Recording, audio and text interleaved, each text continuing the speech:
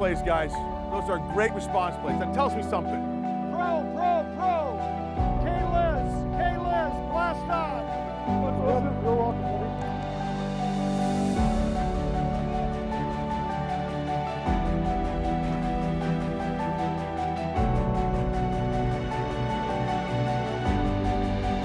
It's the things that we don't witness that impact the lives of the players. I see boys having struggles with how do they deal with their anger?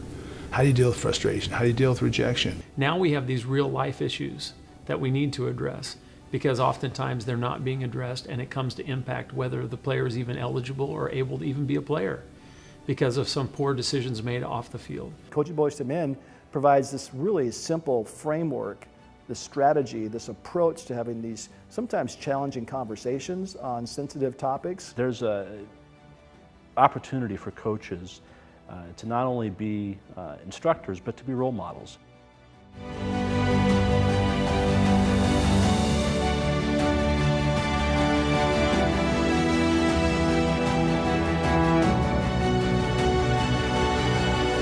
The CBIM program fits right into the idea of a transformational coach, where you're not just impacting that young person in terms of wins and losses, but you're looking at the larger purpose of why they're out for education-based activities. You incorporate this within your program, you're teaching life skills, you're making a difference, you're using whatever sport it is that you coach as a tool to make a difference in a kid's life. The more we can promote this type of education and that it's okay to do the right things, and that's really the way you should be doing things. It's the way men really do act. It's already well thought out. There's a lot of contribution of excellent blocking and tackling for us coaches. Great content, a great resource for all of us trying to help young men out, and maybe even help us as adults kind of realize some of the errors we've learned along the way as well.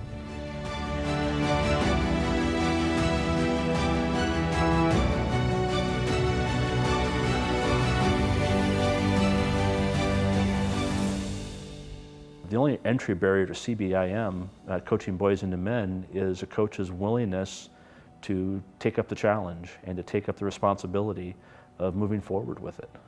Introducing and having these 15, 20-minute conversations throughout the course of a season, for example, once a week at a team meeting, could be the night before the game. We're going after athletes and programs and teams, and because there's a lot of leaders there. And we need to start with those kids. This is something that the whole community has to embrace. Yes, one coach can make a difference, but many coaches, I think, can change the culture of our schools, can change the culture of our system, so that we can have really good, positive outcomes for the athletes, for the people who support the athletes, for everybody.